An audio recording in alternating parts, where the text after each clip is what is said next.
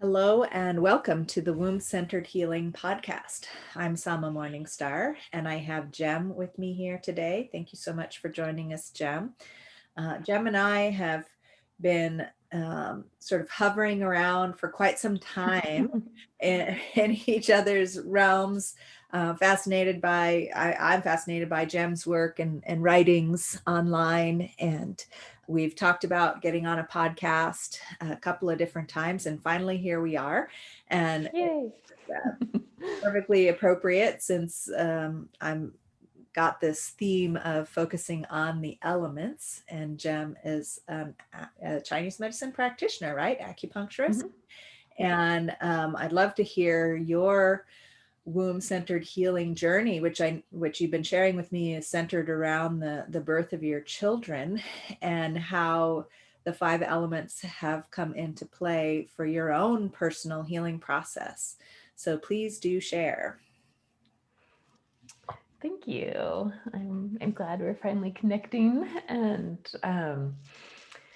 yeah, I guess for kind of the interweaving of my acupuncture, herbal medicine work, and then also the Taoist sacred embodiment practices are really what have brought me into this realm of womb healing.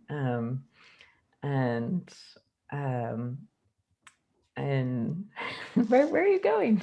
Sorry, I just um, had to change my body position because okay. sitting all day isn't working for me. I apologize, but Yeah. carry on. Good. It could be distracting.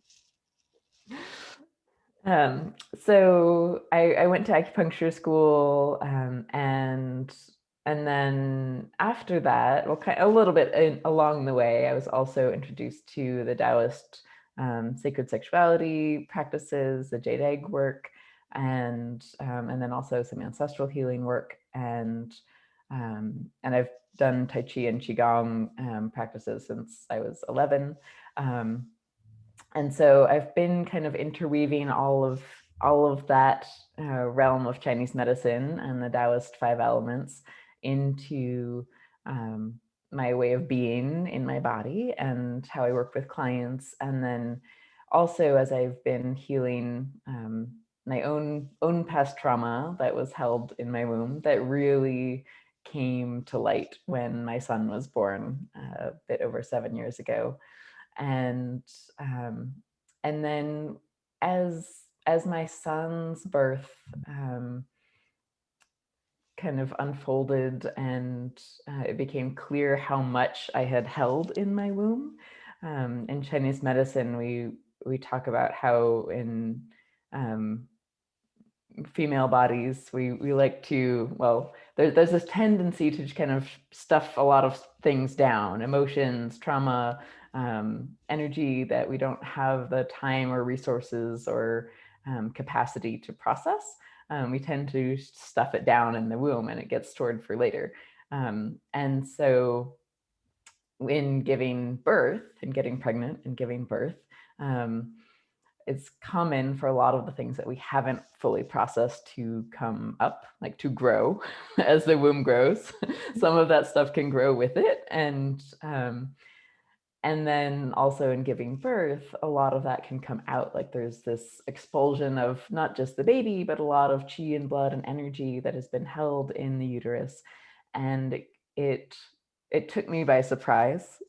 Like I knew this, but then when my son was born, I had so much past trauma come up for healing afterward, both from his traumatic birth and then also um, past sexual trauma that had been held there that was kind of re-triggered in that birth and postpartum time, and then also some intergenerational trauma of in particular of my experience of being married to a white man, and with this Native American ancestry. And so all of this stuff was coming up to be processed in that postpartum time. And really what um, was the most supportive was coming back into the embodiment practices of qigong, of breath work, And then about a year or so after my son was born, coming back to the womb healing work.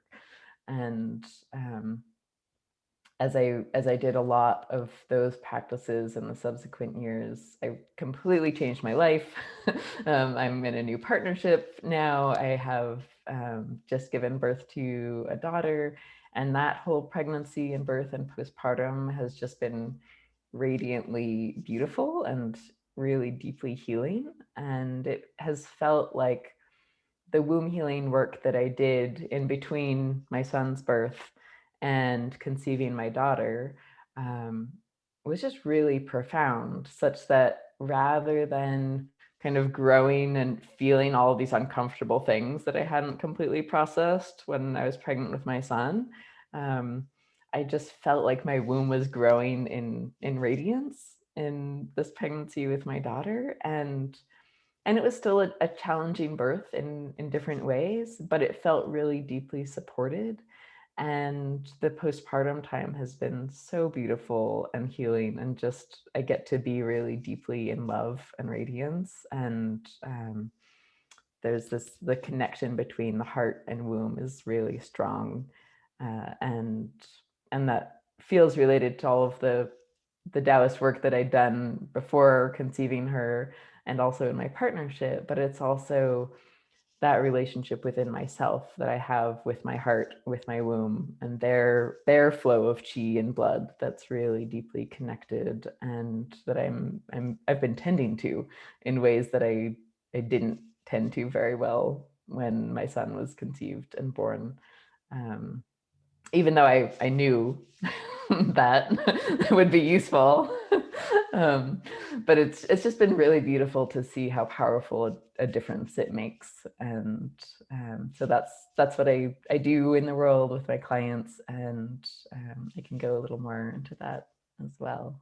Well, yeah, it's fascinating because I think this is probably a common experience for many holistic healing and wellness practitioners, is that you might feel the need for certain healing processes for yourself, given what's going on for you, and that might be the thing that motivates you to go and study, Taoist, Chinese medicine, or whatever modality you study, and then you study it, and these holistic healing practices that we learn, we might study for a year or several years and get a certification or a license to practice, but then it's the rest of our lives to implement the depth of understanding. And that's why in ancient times, in the origins of many of these modalities, people didn't practice as a Chinese medicine doctor until they had apprenticed and been At least 10 years. for 10, 20 years or more. Yeah. Because it takes that long to really begin to embody the principles that, yeah, you could sit there and learn it and know it in your mind, and because you've read it in a book and you were able to take a test, and maybe you actually learned some physical techniques to do with your hands, and you could, but to really embody it, that's the path of mastery. And it sounds like the birth of your son made it clear to you where the pathways where you needed to apply what you had learned, in order to move towards that kind of mastery. And I'm really curious, especially if you could share in the context of talking about the elements. And you talked about already, you talked about this suppression of emotions and this holding of unprocessed material, emotional material, traumatic material that tends to happen in the womb space. And in previous conversations, listeners might remember that we talk about that influencing how our fluids, how the element of water flows through us, and it also influences the other elements when there's that suppression of the flow of emotions and the processing of emotions. And that can also be a buildup of heat, or it can be a diminishment of heat or fire Right. depending on which direction it goes, or we have a tendency to go. Um, and so there's all the ways that we can start to feel what's going on by feeling the elements inside of us, like how dry or moist are we, right? That's our relationship with air and water. How hot or cold are we? That's our relationship with fire. And then the other elements have different qualities. The earth, how connected to earth are we? How grounded are we? How solid do we feel, or do we feel like we're just going to fly away? How focused, are we, or how scattered are we, right? These are ways that we can relate to the elements. And then in Chinese medicine, there's metal and wood, and learning these are more complex elements that have a little bit of, they have their own qualities that you can share more about. But I'm curious what you discovered in this process of healing that arose for you in the birth and postpartum process with your son. um, how did the elements show up for you as allies, and as um, aspects of yourself that needed to be more balanced? Yeah, well, I'm much more versed in the Chinese five elements, so I'll more be speaking in those terms. And uh, I guess in the postpartum time, my my nervous system was so on edge from the trauma of the birth that it took quite a while to kind of remember what I knew about the elements and really come back into noticing what was going on in my body, and to work with that energetically. And one of the most helpful things that was easy to do postpartum, I had a bad tear, a perineal tear with my son, and so I was just in a lot of physical pain for months, and most of my coping mechanisms, like my doing qigong and yoga and going on hikes and dancing and all these things, I couldn't do without pain. And so one of the things that was most helpful was to tune into those five elements energetically with my breath, and to use the five healing sounds in the Taoist practices. There's technically six healing sounds, five elements, but then there's also the triple warmer sound, which unites the three burners, they're called in Chinese medicine.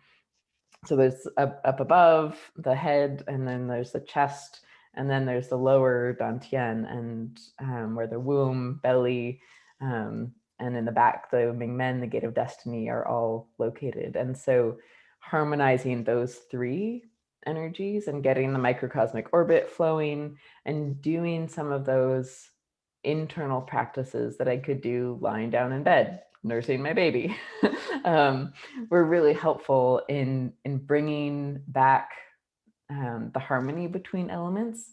And so those healing sounds were clearing out kind of the stagnant energy of each element. And then anytime we clear out, we also have to nourish and bring back the positive, healthy attributes of that element, so that they can flow in the appropriate cycle. And so water is this kind of seed energy that nourishes wood, that sprouts up in the springtime, and then it goes into fire, that's the flower in the summer, and then it goes down to earth, the harvest, in late summer, and then into metal, which is kind of the compost, the decomposition in autumn, and then goes back into the winter of water. And so that's the cycle that we want to be nourishing. But when we go into crisis of some sort, then we tend to get stuck in one element or another, or there can be a stagnant energy that needs support to move. And so using the breath and the healing sounds for each of those elements was really helpful. And I would say particularly the water element, like if there's been a shock, or we go into kind of a nervous system fight, flight, freeze state, it tends to affect the water, and it can freeze, right? So, and interestingly, I also didn't have a menstrual period for 2 years and 8 months after my son's birth, which is really long. Even for breastfeeding mothers, that's a long time. And so it just felt like my water energy in the kidneys and the womb was holding. It was like, it's not safe, not safe to flow, not safe to have another baby. Was just really in that frozen state. And so it took and part of that too was like there's a kind of a disconnect like at the diaphragm between the heart and womb. And so like the organs that are here at the diaphragm, the liver, the spleen, and the diaphragm itself, were all impacted where there was some stagnation there, and the connection between my heart and womb wasn't really vibrant. And so a lot of my work there was in returning that flow, the connection between the heart and womb and the kidneys, and getting the microcosmic orbit to flow through my body again. And also just clearing out the stagnant energy in the diaphragm, so that was possible. And so that was working with the wood and earth. We say that the liver holds memory also in Chinese medicine. And so when there are traumatic memories that come up, the liver can get stagnant, and then the liver doesn't govern the flow of qi appropriately, and then everything else gets stuck. and and then it can also overact on the spleen, and so we can have digestive challenges. And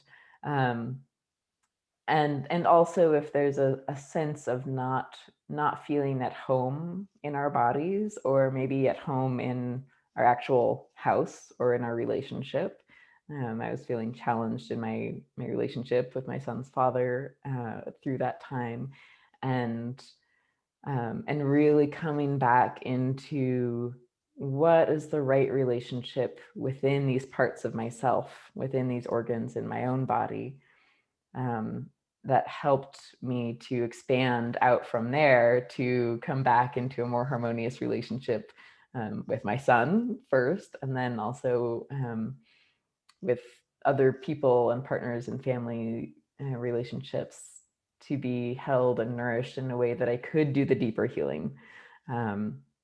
And really reestablishing that fire water connection above and below was really essential. So bringing the light and warmth of the heart down to warm the frozen water energy that was held and stuck in the womb and the kidneys, and then bringing that cooling, cleansing energy back up from the kidneys and the womb back up to soothe and calm and nourish the heart. And so having that reestablished was really powerful. And I remember a couple moments when that like clicked again. It's like, that's it. That's what I've been missing. And it was really powerful to feel that in the body, rather than, as you said, to just be reading about it in my textbooks, like heart kidney communication. We need that. We need to feel that in the pulses. But feeling that really deeply in our bodies is different. And I think that having that clear sense of it beforehand, and then having it kind of feel really disconnected, and then coming back to it, has just enhanced my appreciation so much more too. And part of that is also bringing in breast massage with the Taoist practices, is breast self massage to help open the heart. And then before we do any womb work, we do the breast self massage to open the heart, and then to bring that warmth and love down into the womb for the Jade Egg practices. And it also helps to open up the diaphragm and move this energy that can get stuck in between there too. So that was a lot of the work I was doing. So it sounds like you're really working with all the elements in that healing process.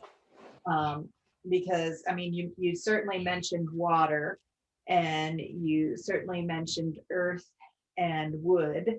Um, and I'd love for you to get more specific into how the different organs relate to those different elements.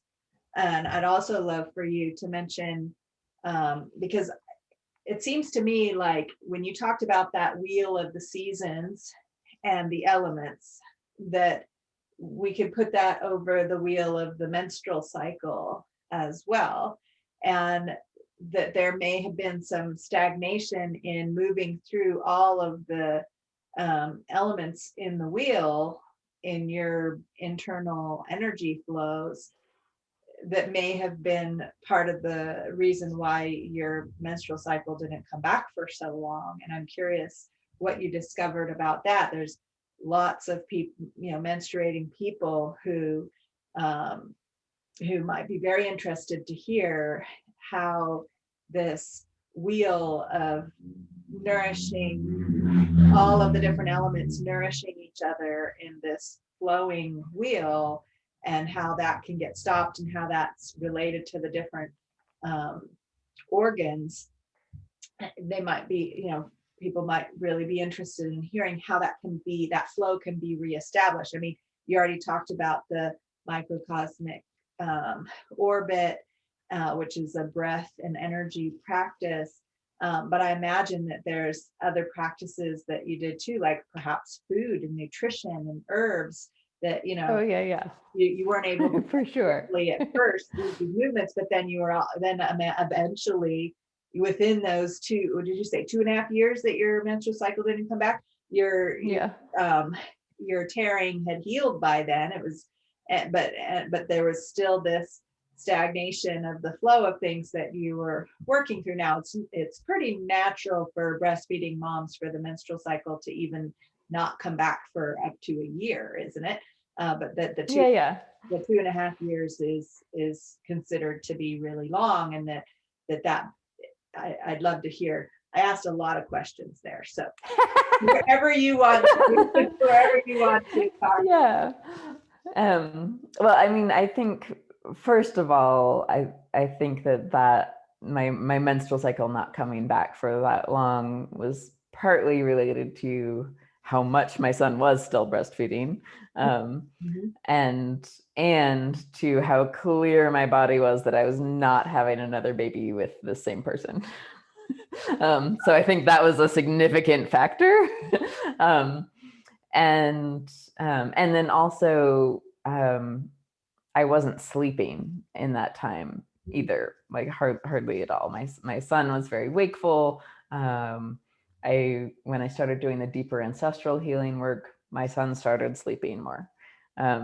Interestingly, the healing goes in all directions, up and down the lineage. Yeah.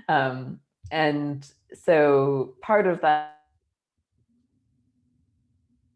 is just deep depletion of our reserves of energy when we're not sleeping enough, when we're constantly in that stress response.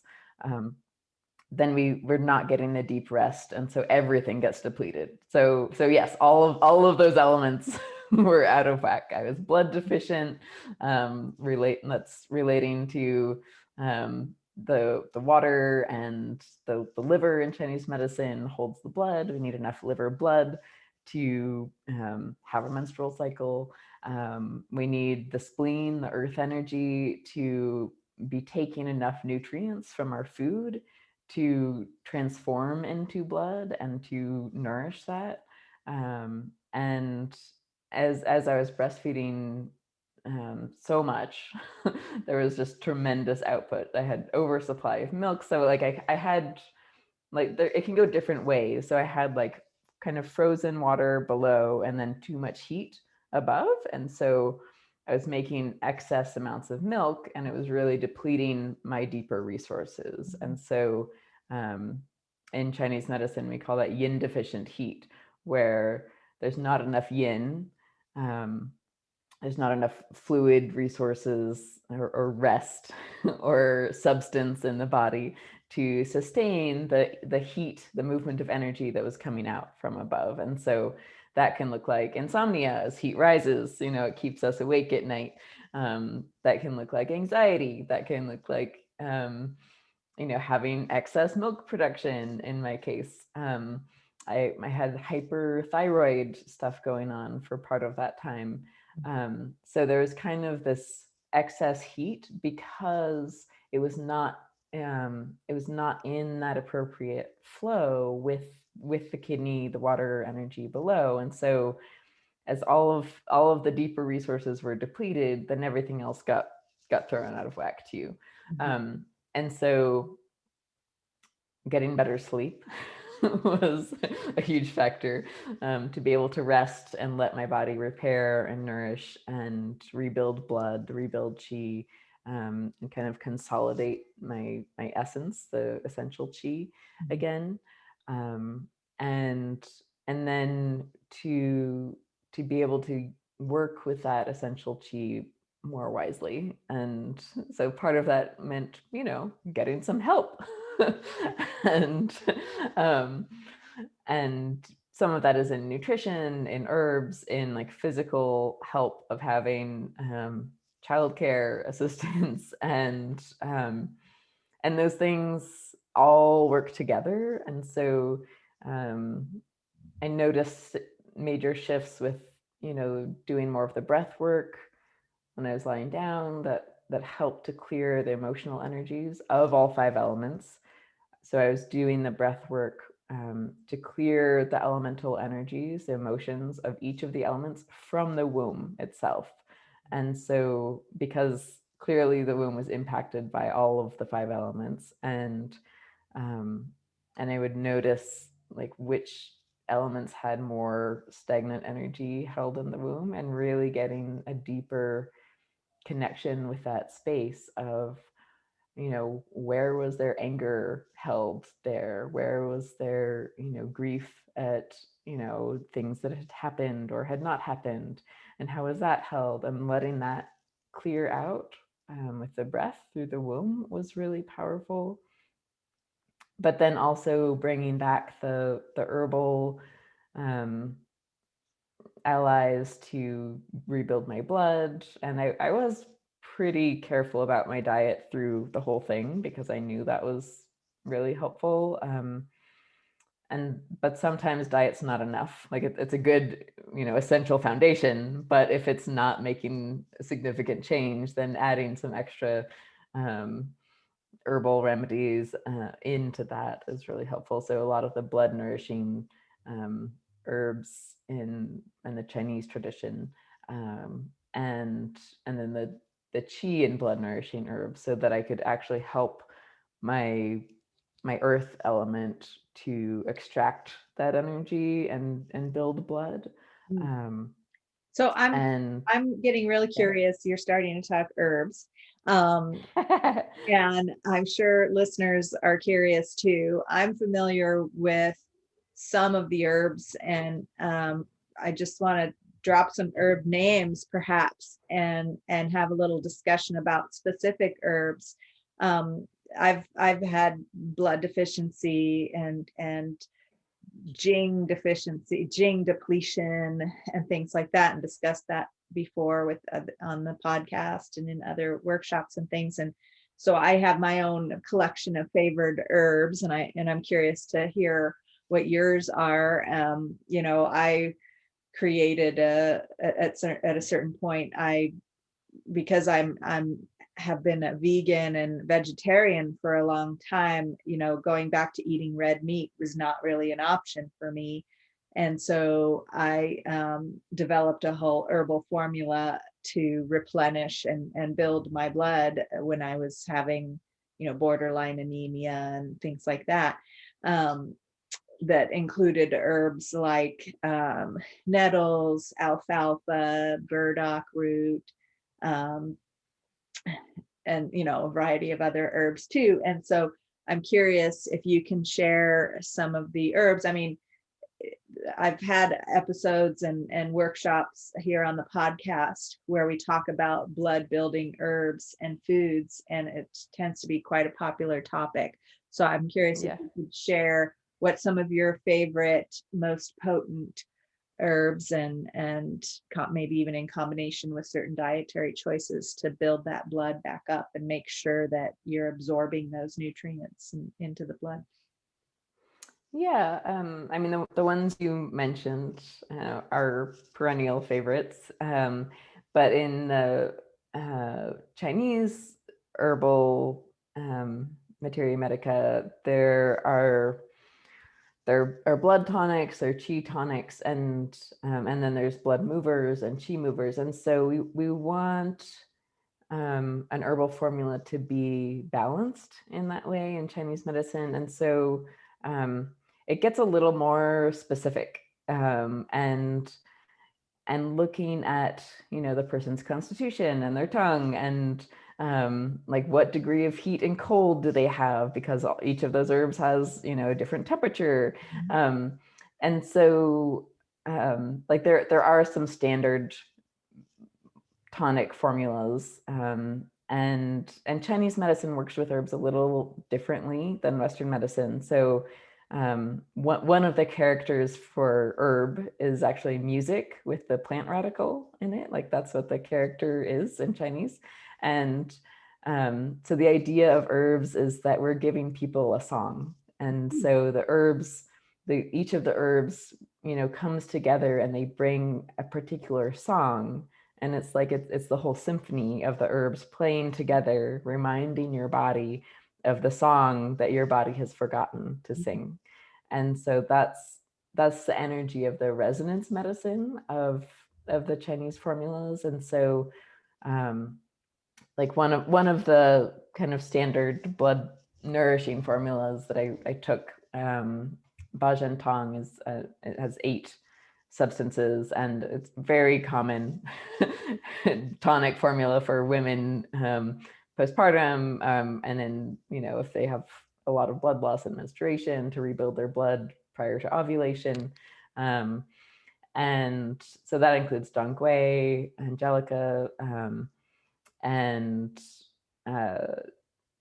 oh gosh, I'm like, what I have the Chinese words, but I'm not sure if that's useful. But Bajin Tong is the name of the formula, and then there's another couple formulas that I took at different points where like that had a little more of a spleen leaning, and so sometimes we want to nourish the spleen more, the earth energy, to support the blood, and that will look different if there's more anxiety, for instance. We would add in some spirit calming herbs. So the formula I'm thinking of is Gui Pi Tong, and I'm not sure if you want like the list of the herbs in the formula, but I'm curious because and just to say to listeners that like what Jem was saying is that these formulas are a whole song, and that each or a whole symphony playing a complete song that creates this energetic resonance. So I don't know. Right. So it's different than like just saying like, oh, go get some Dongui, Angelica. Right. Because there's a whole balancing and synergistic process with these herbs. So actually, as you're saying that, it's like, oh yeah, talking about individual herbs might not be helpful unless somebody is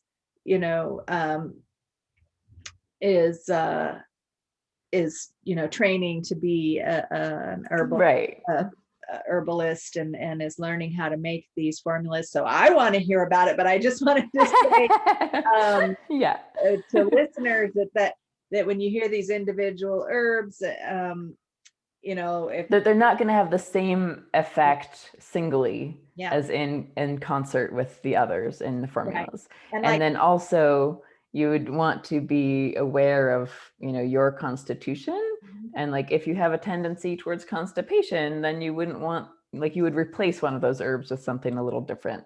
Yeah. So that's kind of where having a Chinese medicine herbalist who feels your pulses and looks at your tongue is really helpful, because it can be a lot more specific. And I'm still totally in favor of the more common, easier to work with blood tonics, like you were naming. It's really easy for people to drink nettle tea, and it's really helpful in lots of ways. Right. And that's simpler to access. Right. We can grow it ourselves. I mean, a lot of the herbs that I just mentioned, you can grow in your backyard or even a pot on a balcony. I've grown all three of those herbs. I have burdock growing, and I'm harvesting the leaves right now in the spring, these huge burdock leaves. Apparently they're similar to the roots in their benefits and nutritional content. They have a little bit different quality, but yeah, I just want to reiterate what you're saying too, is that's why I always recommend to my students and clients to go see an in-person Chinese medicine, even Ayurvedic practitioner who has diagnostic methods to really feel and customize your herbal formulas for you. And, not to just, I mean, there's lots of people out there that are formulating herbal formulas for womb wellness and make these supposedly one size fits all herbal formulas for particular ailments like fibroids or this or that. And it doesn't necessarily fit what's going on for everyone. So working with someone who can do those diagnostics is really important. And I'm glad you reined me back in from wanting to just sit here and geek out about herbs, because we are here on a podcast. Right. So I really like to encourage people to have that one-on-one support, because for one thing, you're worthwhile to get that one-on-one support, and your song is going to be different than my song. The song that your body needs in this time, and it's going to be different. Like the herbs that I needed postpartum this time are different than the herbs that I needed with my son after he was born. And so just being aware that the things that have worked previously might be helpful, and if we want to be more specific and more effective more quickly, working with a practitioner is going to be a lot more valuable in my experience. And so that's my hesitance to just go into the herbs and individually. I'm the same way. People ask me all the time, tell me the herbs for this and tell me the herbs for that. And I say, actually, I don't like to do that. So I'm sorry for trying to get you. It's okay. I wasn't trying to, I just wanted to talk herbs, because I love it. But you're right. What the herb formulas that are going to work for you, even these tried and true formulas that have very specific purposes that generally work for lots of people, might not be right, or might need to be adjusted or combined with another formula for somebody who has seemingly a very similar thing as you, but they have a little bit different relationship of the elements going on, or a different condition of organs and their whole thing, and they need a bit different of a song, right? Even though it might look a little bit the same on the surface. So thank you for bringing us to that. And I'm noticing that, my goodness, time has flown. I could sit here and chat with you all afternoon. But if people wanted to get in touch with you and learn more about this, or just connect with you about what you've shared, how might they do so? My website is nourishingalchemy.love. And on there, I have a variety of ways to connect for free consultations. I have a free mini course that includes some of the healing sounds that we talked about, and some of the Qigong practices and breathwork practices, called Embodying Courage in Challenging Times.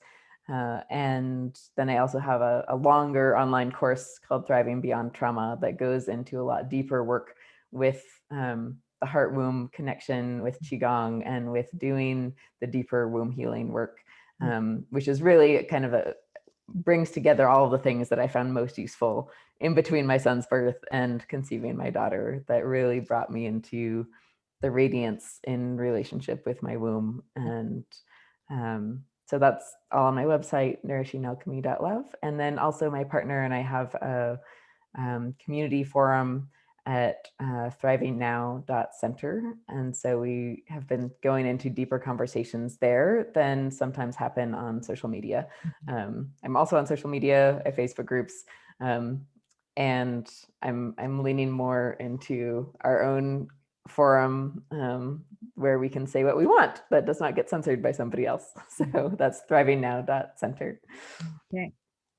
Beautiful. Well, thank you so much for joining us on the podcast and sharing your personal womb wellness journey.